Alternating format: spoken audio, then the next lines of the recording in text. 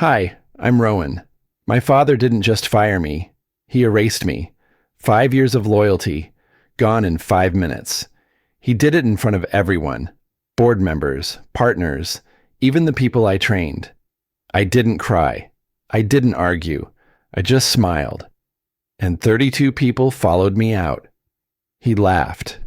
Until someone whispered, "Call our lawyer, now." But that wasn't the betrayal that broke me. That came years before, at our dinner table. You ever realize too late? Your family had been planning your downfall all along? The ballroom shimmered with gold light and polite laughter. The company logo spun slowly on the giant LED wall behind the stage. Holton Dynamics, bold and perfect, like everything my father touched. I stood near the back, straightening my blue tie for the 5th time. It was the one my mother gave me before she passed. "You'll need something that reminds you who you are," she'd said. That tie had been through every boardroom, every sleepless night, every contract I'd saved for this company. Victor Holton, my father, was center stage, sharp tucks, silver hair, his voice smooth and commanding. He spoke like a man who believed he'd built the world from dust. "I want to thank the men and women who've made this company what it is today," he said, scanning the crowd like a king reviewing his army. "Especially Michael, for his outstanding work on the Atlas account." For a split second, my chest locked. Michael, my brother's name, my dead brother's name. The applause came like thunder. People clapped, whistled, shouted. I stood there, hands at my sides, smiling just enough to hide the sting. Michael had been gone for 6 years. I was the one who took over that project after he died.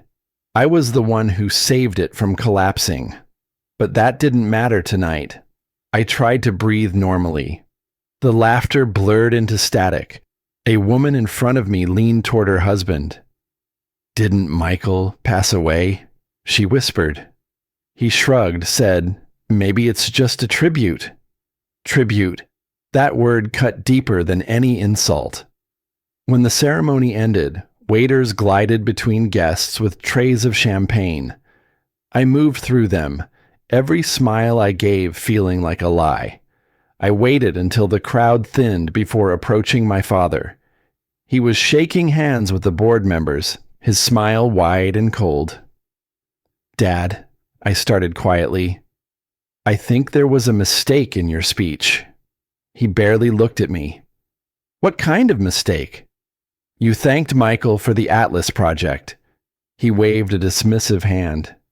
"You're too sensitive, Rowan. It's not about names. It's about legacy." Legacy.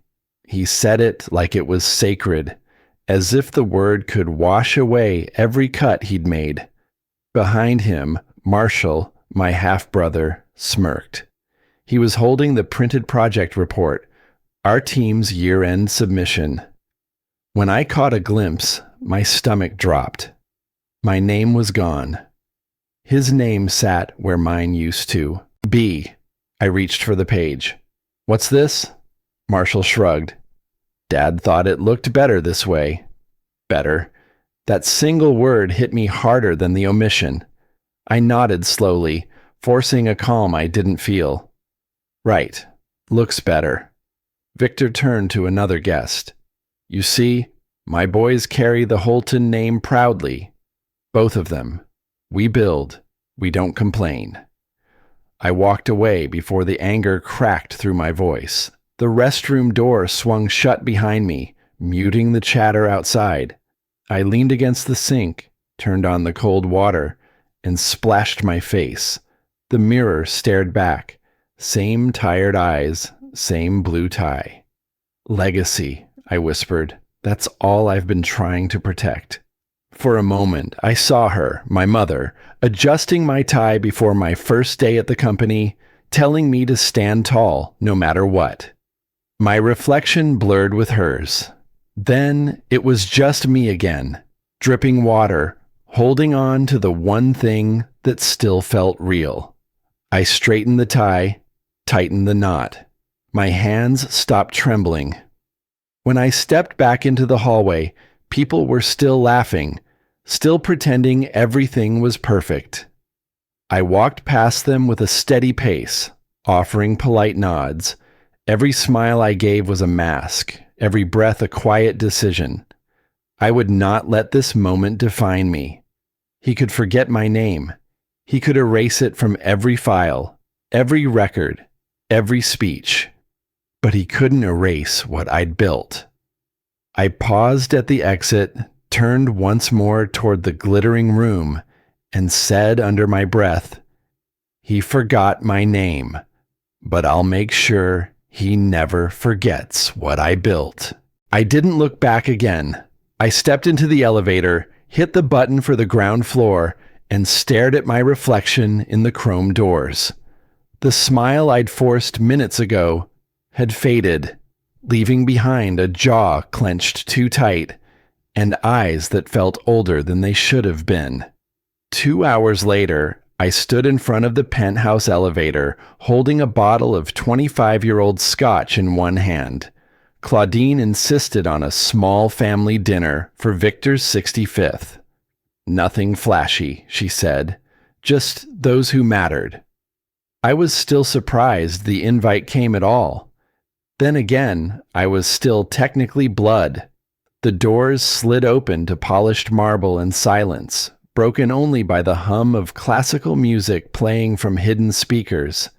The apartment overlooked Central Park, the kind of view people paid millions for just to feel like they were above it all. "Rowan," Claudine said with a smile that stretched too wide. Her pearl earrings didn't move when she talked. "You're here. We were wondering." I handed her the bottle. "Happy birthday to Victor." She glanced at the label, nodded politely, and passed it off to the butler. "That's thoughtful." Marshall was already seated at the long dining table, swirling a glass of red wine, one leg casually crossed over the other. He gave me a nod, half greeting, half warning. "Glad you could make it, bro," he said, voice smooth like a man who already knew he belonged. I slid into the seat at the far end, the only one left, farthest from Victor, who hadn't even looked up from his plate. 8 seats between us, yet the distance felt decades wide. The air smelled like old money and quiet contempt. Everything sparkled. Crystal glassware, silver utensils, the tension between every word spoken. "So," Claudine began, lifting her glass, "tonight's not just about age, it's about legacy." Her eyes flicked toward Victor.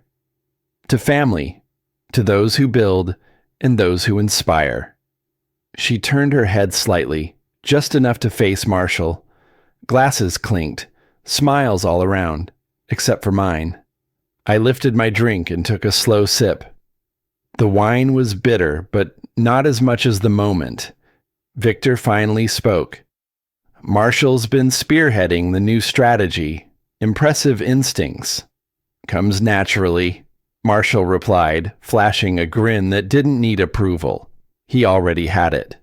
No one asked about my projects. No one even mentioned my name. I watched them talk around me like I was wallpaper. The camera flash went off. One of Claudine's friends had brought a Nikon capturing candid shots. She waved me out of the frame. "Just the immediate family," she said lightly. I didn't argue. I just stepped aside, hands in my pockets. There's a point when humiliation stops burning and starts freezing. You go numb, not because you've grown stronger, but because there's nothing left to ache. I stayed silent, watched Victor laugh with Marshall about expansion plans, IPO schedules, market penetration, every term I used to obsess over, now tossed between wine sips like casual gossip. That's when I knew. I wasn't his son anymore. I was a memo he forgot to delete. I stood up without excusing myself, walked through the living room, and pushed open the balcony door. Cold air met my face. The city stretched out below. Thousands of windows, each one glowing with a life that didn't know I existed. My reflection in the glass overlapped with Victor's inside, still seated, still laughing. "Happy birthday, Dad," I whispered. It sounded like a curse more than a wish. I pulled the knot of my blue tie loose, just slightly. My hands shook, not from rage, but from restraint. My phone buzzed. I pulled it out of my pocket. A single message from Callan, one of my closest coworkers. "They're moving forward with the new proposal. You're not listed. No punctuation. Just the cut." I locked the screen and turned the phone over on the balcony ledge. I didn't need it to vibrate again. I didn't need confirmation of what I already knew. The moment I stopped expecting to be seen was the moment I began to see everything. So I stopped waiting for a place at the table. That night, I went back to the one place no one else cared to look, the office. The streets were mostly empty when I arrived. Midtown had thinned out to yellow lights and the occasional cab gliding by. Inside Holton Dynamics, the lobby was quiet, echoing my steps. The security guard barely looked up when I signed in. Familiarity makes you invisible. I took the elevator alone, the hum low and constant. When the doors opened to my floor, the motion sensors lit the hall with a soft, sterile glow. The air was colder at night, less forgiving. The building after hours felt like a mausoleum, quiet, polished, and full of ghosts. I walked to the data department. No interns buzzing, no phones ringing, just rows of lifeless monitors waiting for commands. I sat down at a terminal and logged in. The report had started as a suspicion, a misplaced decimal, a project budget that didn't quite add up. I'd told myself it was a glitch, but the deeper I went, the harder it was to believe that. Repeated transactions labeled as consulting. Same amounts, same pattern, each routed to an LLC registered out of Delaware. I followed the trail, names connected, addresses overlapped, all pointing back to a holding company tied subtly but undeniably to Marshall. My half-brother was skimming, and not pocket change. Hundreds of thousands funneled through layered accounts, protected by legal fog. Fraud dressed up as routine. I printed everything, line by line. Then I opened a new file, labeled it Compliance Breach, Confidential, and dropped in everything I'd gathered over the past 6 hours. By 4:30 a.m., I had it all. Proof. I looked out the window. Dawn hadn't broken yet, but the sky was lighter. I imagined walking into Victor's office, laying the folder down, telling him, "I did this for the company, for us." I still believed, foolishly, that the truth would matter, that if I showed him I was protecting his empire, he'd finally see me. At 9:05 a.m., I stepped into his office. Victor was already at his desk, back straight, suit perfect. His view of the skyline behind him gave him that untouchable glow he always seemed to carry. "I need 5 minutes," I said, holding the folder in both hands. He didn't answer, just gestured toward the seat across from him. I sat, placed the folder on his desk. "There's something going on with the financials," I began. "I stayed late last night. These payments, they don't add up. I followed them. They trace back to Marshall. It's structured fraud, Dad. You need to see this." Victor didn't blink. He opened the folder, scanned the first page. His expression never changed. I waited. He closed the folder slowly, then opened the drawer to his right, pulled out a matchbook. I thought, maybe he's just setting it aside. Maybe this is symbolic. But then he struck a match. The flame flared to life, small and sharp. He held it over the folder and, before I could say anything, dropped it. The paper caught fast. A curl of smoke lifted, followed by a soft crackle. I reached out, instinctively. "Don't," he said. His voice wasn't loud. It didn't need to be. It was final. "You don't expose family," he added, watching the flame eat the report. "You knew," I whispered. "You've known." He didn't look at me. "This company is bigger than your idealism." "It's not idealism," I said, my voice tight. "It's integrity." He gave me a look that froze me. "Integrity doesn't pay salaries."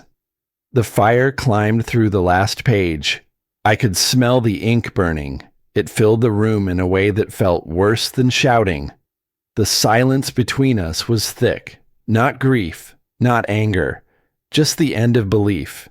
When it was over, he opened his drawer again, pulled out a hand vacuum, swept the ashes clean like they were dust. "You should take the rest of the day," he said.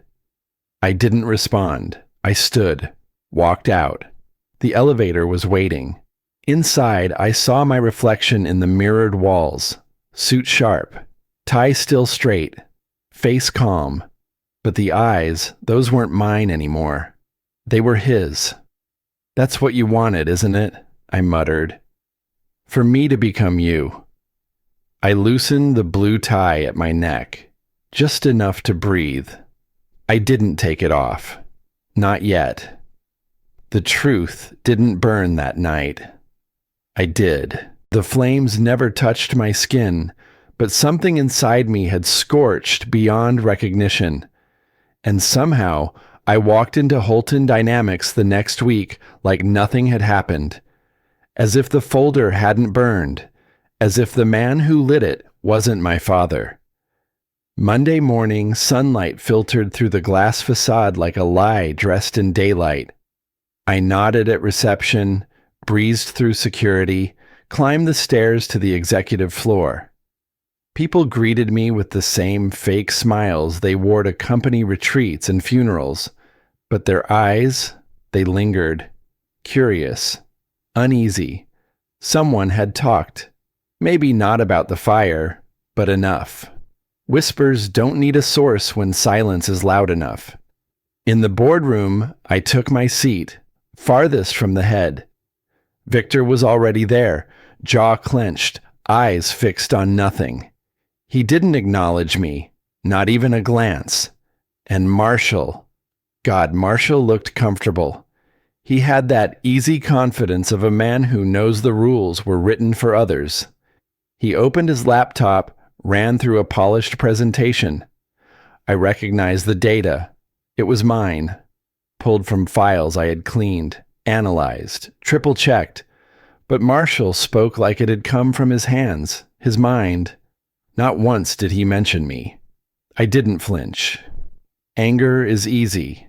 Silence takes discipline. I wrote that in my notebook, the same one I'd carried since my first day. Most pages were numbers. This one was for clarity. Let them play their part. I was done reacting. Now I watched. I studied faces, shifts in posture, voices that trembled when they shouldn't.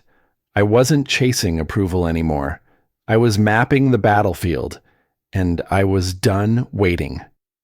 That evening, after most had gone, I stepped into Victor's private office. I'd learned the rhythm of the cleaning crew. 10-minute window. Enough. The air still held his cologne.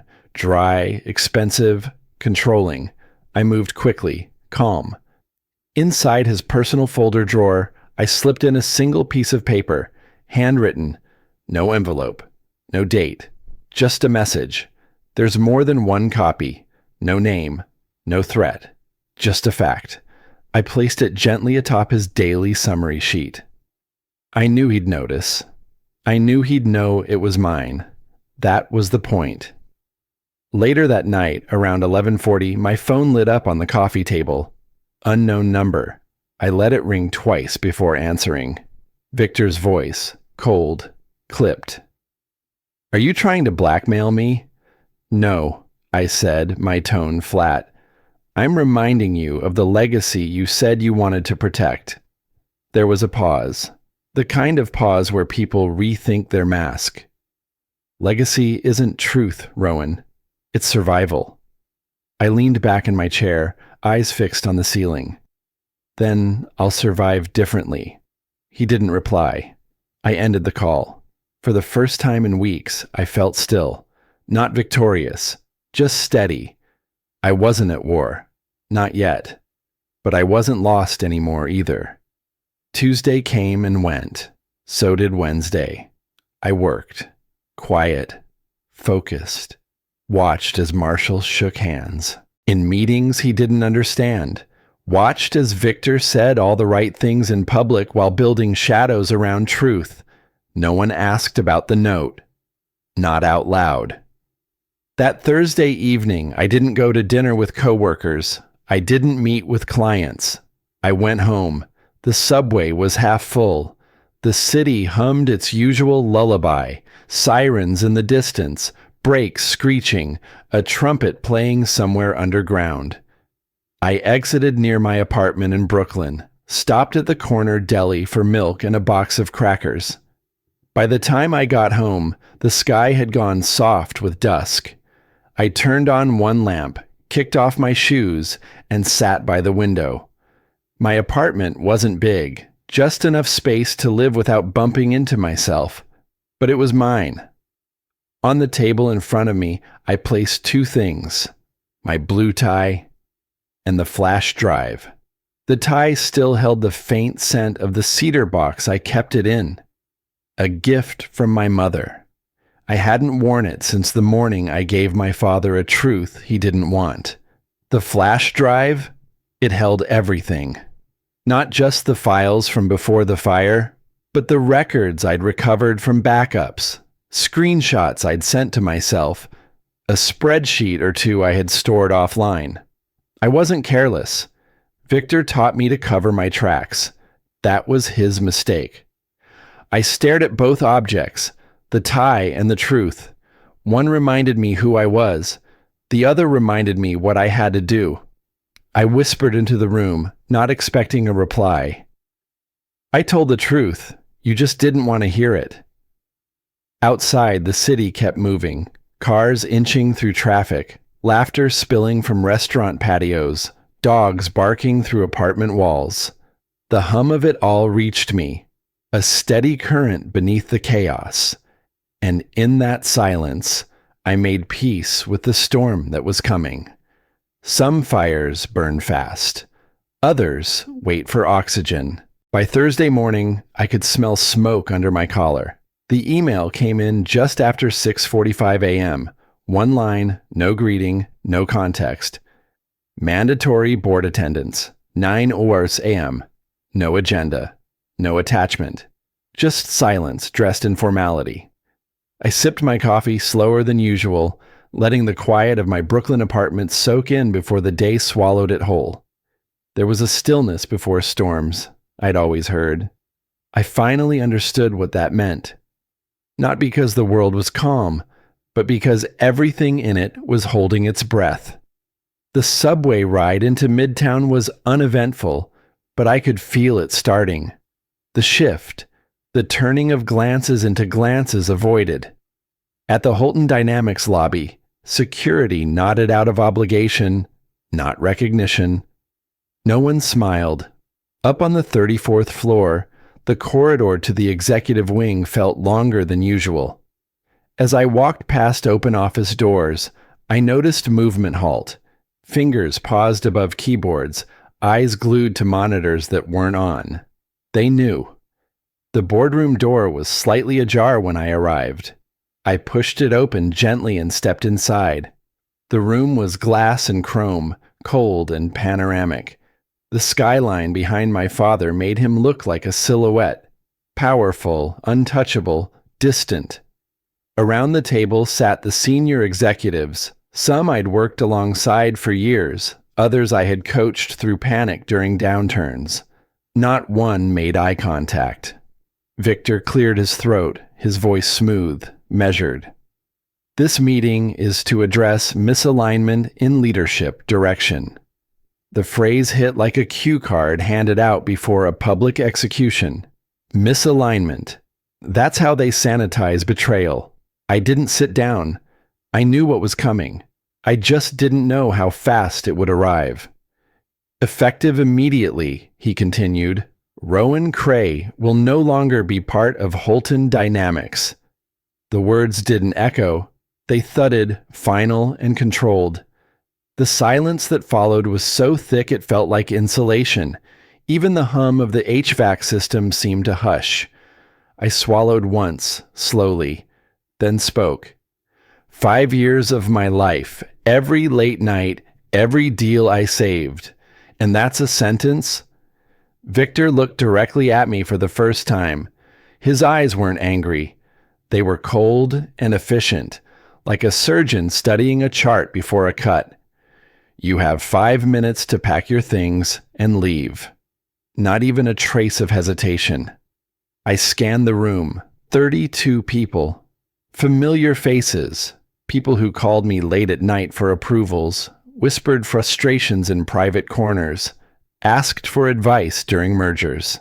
I trained most of them. Not one moved. I felt a flush rise up my neck. Not from shame. Something else. Something deeper. I could feel the edges of my vision sharpen. And then I breathed in, straightened my shoulders, adjusted the blue tie at my throat. Thank you, I said. It came out steady, measured, like I was the one ending the meeting. I turned toward the door. Then, scrape. A chair moved. I didn't. Turned to see whose. Then another. And another. By the time I reached the exit, I heard it. Movement behind me. Footsteps. No words, just action. I turned slightly, enough to see what couldn't be unseen. They were standing. 32 people, one by one, following me out. The last thing I heard in that boardroom was Victor's bitter laugh. Loyalty doesn't pay rent, he muttered. But then Evelyn Chase, our legal director, leaned toward him, whispering something short and sharp. I couldn't hear it, but I saw the shift. His smirk froze. She turned pale, then pressed something on her phone and said just loud enough for the front row to hear, "Call our lawyer, now." I didn't look back. The elevator was waiting when we reached it. Some stayed behind, maybe to play both sides. That was fine. I wasn't counting numbers. I was watching faces. Inside the elevator, no one spoke. I met my own eyes in the mirrored panel. The man looking back at me didn't look broken. He looked awake. You took 5 minutes to erase me, I thought, but I've had 5 years to know where all the bones are buried. The elevator opened. Most scattered. Evelyn didn't. She stood just outside the doors, phone in hand. Her eyes met mine briefly before she said, "We need to talk." Then she walked away. I stepped into the crisp autumn air outside the Holton Tower, loosened my tie just a little, and felt something shift in my chest. When he fired me, he thought he ended the story. He didn't know I was the one holding the final chapter. But when the applause died down and the elevator door shut behind me, the weight came crashing in, silent, suffocating, and heavier than I'd expected. I didn't go anywhere after that. Just home. No stops. No words. The train ride to Brooklyn passed in blinks, neon lights, screeching brakes, the muffled rhythm of a city that didn't care who you were yesterday. By the time I reached my apartment, the sun was gone. The only light inside came from the distant city outside my window, blurred, flickering, like it couldn't decide whether to vanish or burn brighter. I dropped my keys on the table with more force than I meant to. They clattered next to the same blue tie I hadn't touched since the night before the fire. It still held the shape of my neck, still smelled like power and failure. I sat down across from it. Silence again. That damn boardroom scene replayed over and over. You have 5 minutes.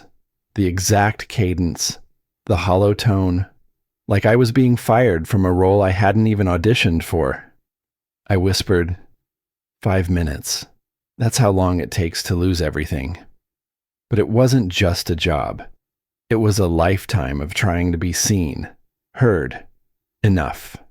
The worst part? I wondered, just for a second, if he was right. Maybe integrity really doesn't pay bills. Maybe survival demands silence. I leaned back, eyes closed. That's when it hit me, a memory I hadn't touched in years. Victor, standing at the edge of our family's massive study. I was 12. I'd just spoken up during a heated dinner, corrected him about a merger detail I'd read in the paper. I remember the pause, the fork still in his hand. Later that night, he pulled me into the study. You listen to me, son, he'd said. Never let emotion guide you. Control the room, or the room controls you. 12 years old. And that became law.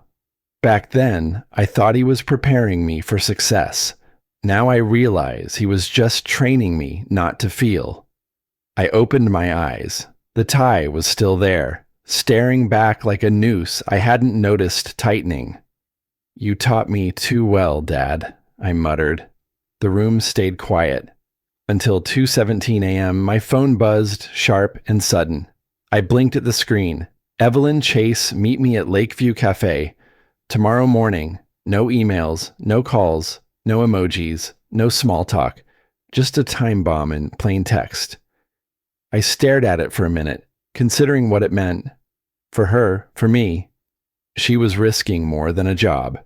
At her level, that message could be career suicide. I typed back one word. Okay. The next morning, the cold Manhattan air hit different, less like wind, more like warning. Lakeview Cafe sat on a quiet corner between two glass towers. I got there at 8:03. Evelyn was already seated, facing the street, stirring a coffee she hadn't tasted. She looked up when I slid into the seat across from her. No makeup, no pretense, just tired eyes and urgency. Thanks for coming, she said. I figured if you were going to burn me, you'd have done it already. She cracked a faint smile, then reached into her bag. A manila envelope slid across the table between us. I didn't touch it yet. What's this? Copies of what you found, she said quietly. From the compliance drive. I made backups before your meeting with Victor. I knew what he'd do. I stared at her. You knew? I knew enough to know you were right, and that he wasn't going to let the truth live longer than it had to. I opened the envelope slowly. Inside, files I thought had turned to ash, financial summaries, transaction records, shell company links. It was all there. She leaned in. Victor's moving funds offshore. He's calling it restructuring, but the numbers don't lie. If this gets out, it won't just hit him. It'll bring the company down. The words felt heavier than the paper. You came to me, I said, because you think I'll fight him. She hesitated, then nodded. I looked down, exhaled slowly. I'm not fighting him. Her eyes widened, confused. I'm ending him, I said, by his own rules. Evelyn stared for a second. Then something changed in her posture, like she let herself believe it could actually work. Then I'll help, she said. For the first time in days, I smiled. Good, because the next move isn't revenge. I closed the envelope and tapped it once on the table. It's justice. We both sat back in silence. Outside the cafe, traffic passed like nothing had changed. But I knew better. Something had shifted. Inside me. The numbness was gone. In its place, something colder. Sharper. Not fire. Not rage. Resolve. She thought she was meeting a broken man. What she didn't know, I was done breaking. That resolve carried me through the next few days like armor, silent, polished, impenetrable. I didn't lash out. I didn't make a scene. I waited. Because the thing about silence is, people underestimate it. They confuse quiet with weakness. But real damage, lasting damage, comes without a warning shot. It was Friday night. Holton Towers ballroom glowed like a cathedral built for the rich and shameless. Gold trim, string quartet humming in the corner, crystal chandeliers swaying gently overhead like they too were tired of the noise. The company's annual gala. The room pulsed with manufactured joy and strategic networking, another opportunity for Victor to toast his vision while standing on the shoulders of others. I stood near the back, alone in the shadows just beyond the reach of the lights. I didn't belong there anymore. Not officially. But no one questioned a man in a tailored suit and silence on his face. Evelyn appeared at my side with a glass of champagne in hand, untouched. She didn't look at me, just whispered, "Are you sure about this?" I nodded once. Legacy begins with truth. Across the room, Victor was already working the crowd. Firm handshake, exaggerated laughter, fingers gently gripping elbows like he owned every artery in the room. At 8:14 p.m., he took the stage. "Thank you all for joining us tonight," he began, holding a flute of Dom Perignon like it was a relic from the heavens. "Tonight isn't just about numbers or milestones. It's about vision, about legacy, and those who make it last." Applause rolled through the crowd like lazy thunder. Cameras flashed. He smiled that politician smile. My smile. The one I'd worn for years before I realized it meant nothing. Behind him, a massive LED screen lit up with a sleek corporate presentation. New initiatives, fake innovation, financial highlights so carefully polished they'd blind the truth. Then it happened. Mid-slide, as Victor introduced Project Atlas, one quiet line appeared beneath the glowing project name, tucked neatly in the corner. Concept design by Rowan Cray. It lingered just long enough for the murmurs to start. Victor paused. His eyes twitched, but just once. Not enough for most to catch. But I caught it. He tried to move on, clicking quickly to the next slide. Too late. "Wasn't that his son's?" Someone whispered near the front. "I thought he left." Another voice joined. "Why would his name be on the design?" I didn't smirk. I just finished my drink. Slowly. Deliberately. That slide wasn't a mistake. I'd hidden the credit line deep in the code weeks ago, buried beneath layers of styling data no intern would think to check. Evelyn timed the presentation swap perfectly, slipping it in just hours before the gala. They thought I was gone. Erased. But you can't erase what's already built into the foundation. You can delete my name, I had told myself that night I rewrote the code. But you'll never delete the truth. The crowd buzzed like a hive that just noticed its queen had lied. Victor stepped down shortly after, holding his smile tighter now. I knew he'd find me. And he did. 10 minutes later, I was in one of the tower's side corridors, pretending to check messages. The echo of his shoes on the marble told me he was angry before he even opened his mouth. "You think this is clever?" he growled. "You embarrassed me in front of shareholders, partners, press." I turned to face him, calm. "No." I reminded them who built what they're standing on. He stepped closer, his breath sharp with scotch and fury. "I'll bury you, son." I didn't flinch. "You already tried." I crawled out. For a moment, he just stared, and in that look, I saw something I hadn't seen since I was a kid. Fear. "You have no idea what you've started," he said. I leaned in. "That's where you're wrong. I started it 5 years ago." He clenched his jaw, but didn't speak. He turned and walked off, suit sharp, step stiff. I watched his back disappear into the golden light of the ballroom.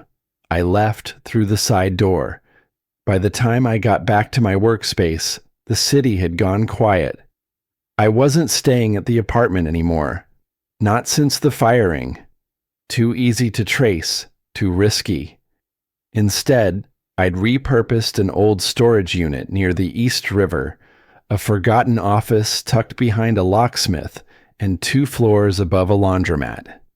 It had no windows and smelled faintly of dust and old paint. But it was mine. A single desk sat beneath a buzzing lamp.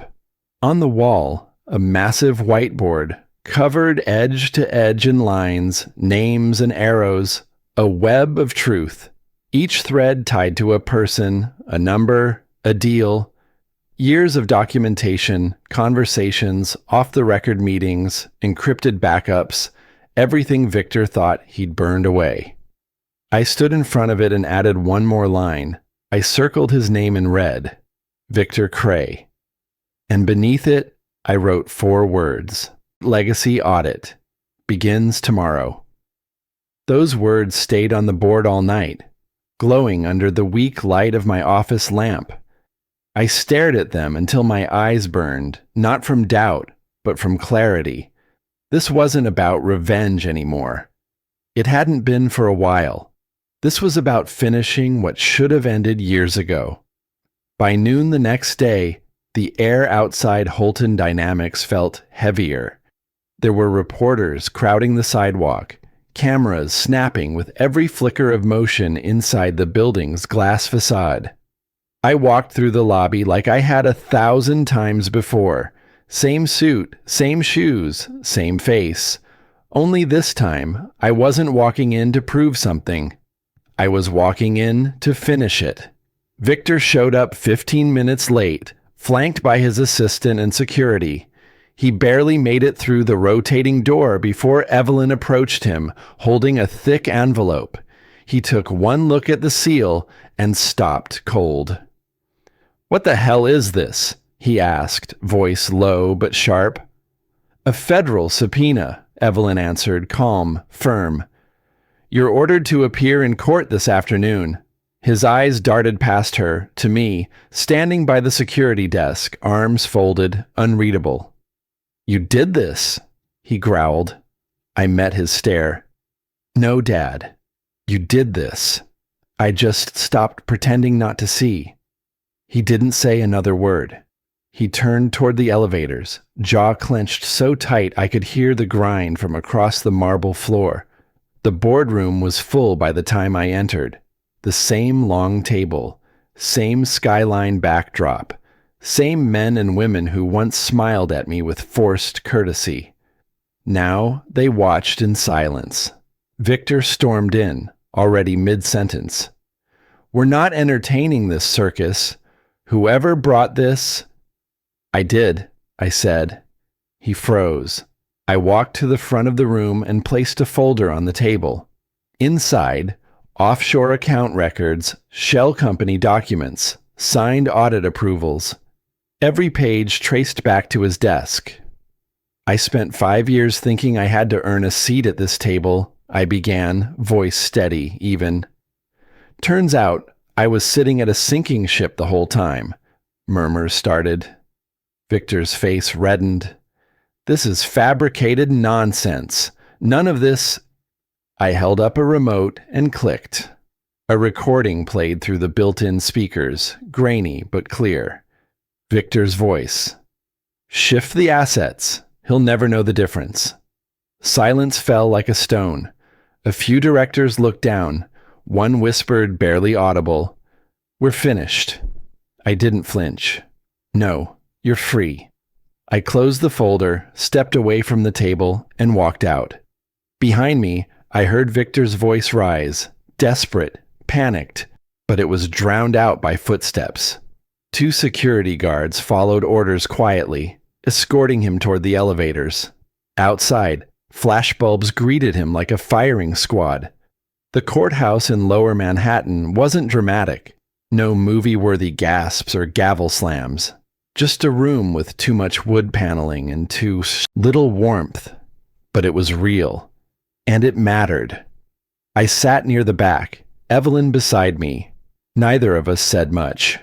Victor was on the other side of the room, flanked by his attorney, the same man who once called me a child playing CEO.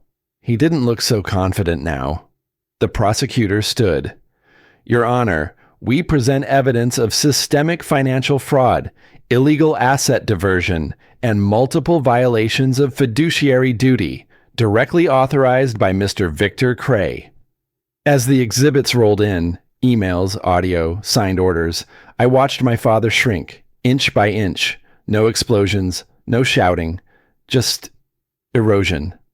At one point, he turned his head, eyes meeting mine. He didn't scowl. He didn't speak. He just looked, quiet, hollow. For the first time in my life, he looked small. That night, I stood on the rooftop of my old apartment building in Brooklyn. The city spread out beneath me, endless and alive. I called Evelyn. It's over, I said. She didn't hesitate. No, it's begun. I hung up, slipped the phone back in my coat pocket. Wind pressed against my collar. Somewhere far off, a siren wailed. I stared out over the skyline, the same one I used to look at and wonder if I'd ever belong in. Now I knew better. I spent 5 years building integrity, I whispered. 5 minutes to lose everything, and 1 lifetime to rebuild it right. The words stayed with me as the skyline shifted from night into early dawn. By the time the sun cleared the glass tops of Lower Manhattan, I was standing outside the building where it all started, my father's penthouse, or what used to be his. The lobby felt different now, emptier, less arrogant somehow. No doorman nodded, no concierge looked up, just the soft mechanical buzz of the elevator as it rose, floor by floor, toward a space that had always felt too big and too cold, even when we lived there together. I unlocked the door with the access code left on the subpoena's file. A thin sheet of dust coated the marble floor. The place had been stripped nearly bare by federal agents. No photos, no awards, no polished surface left untouched, just echoes of a man who once believed control made him immortal. I stepped inside and closed the door behind me. The stillness was deafening. Furniture had been hauled away. His custom-built liquor cabinet was gone, the shelves in the study emptied, the art pulled from the walls. But one thing remained, sitting neatly on the desk like a deliberate omission. A blue tie, perfectly folded. I stared at it for a while, motionless. It wasn't just a tie. It was the tie, the one he insisted I wear on my first day at Holton, the same one he'd taught me to knot when I was 12, standing in the mirror behind me saying, "Appearances are everything, Rowan. Always." I reached for it slowly, fingertips brushing the fabric. He had folded it the way he folded everything in his life, controlled, exact, sharp enough to draw blood. But this time, I didn't wear it. I didn't smooth it out. I folded it differently. No precision, no symbolism. Just enough care to say, "I see you, but I don't need to be you." I slipped it into the inside pocket of my jacket. "Not everything, Dad," I said quietly. "Not anymore." Next to where the tie had rested, a single envelope waited, my name handwritten on the front. The penmanship was his, rigid, mechanical, unmistakably his. I hesitated, then opened it. It was short. "Legacy isn't about being right, it's about who remembers your name." I set the letter down. No anger came. No closure either. Just a strange sense of a stillness. I whispered, "Then maybe it's time someone remembered the truth instead." I didn't linger. I left the penthouse behind, letting the door click shut without looking back. By evening, I was back in Brooklyn. The building didn't look like much from the outside. Red brick, worn steps, a creaky elevator that hadn't been fixed in years. But inside, behind a repurposed glass door on the third floor, buzzed something different. Hope. Cray Collective. It wasn't a company yet. It was an idea, a second chance. 32 of us packed into 2 small suites, sharing one industrial-strength coffee maker and more determination than space. Evelyn caught my eye as I stepped in. "Press wants a statement," she said. I set my bag down. "Tell them I'm not rebuilding an empire, just fixing what my name broke." She gave a small nod, then turned to the meeting already in progress. I walked past desks full of people I once mentored, once argued with, once thought I'd lost. Some looked up and smiled. Others stayed focused on their work. They didn't stand or applaud. And that's exactly how I wanted it. We were busy now, busy building something new. Later that night, a photographer came in for a feature spread some local paper was putting together. Nothing fancy, no grand narrative, just portraits of the team that walked out. As I sat down, one of the interns, probably no older than 20, laid out 3 ties on the table. One of them was blue. My eyes paused. He didn't know, of course. To him, it was just a clean tie, a good match for the suit I wore. "You can pick whichever," he offered. "That one's classic." I gave a small smile. "Let's keep it simple," I said, leaving all 3 untouched. The camera clicked. No armor, no label, no shadow, just me. As the last staff filtered out, I stayed behind in the office. The city outside was a soft hum of lights and horns, fading into the kind of quiet I hadn't known since before all of this began. I walked to my desk and pulled the blue tie from my jacket pocket. I didn't unfold it. I didn't drape it across a chair like I once had. I just laid it flat on the surface, same tie, same desk, same man. But everything had changed. My father used to say silence was power, that in business, in life, the person who speaks last controls the room. Maybe he was right. But I've learned something else. Sometimes the loudest thing you can do is walk away. I stood there a long time, watching the skyline blink back at me. Some legacies are written in walls of glass and steel. Others in the silence of the ones who finally speak.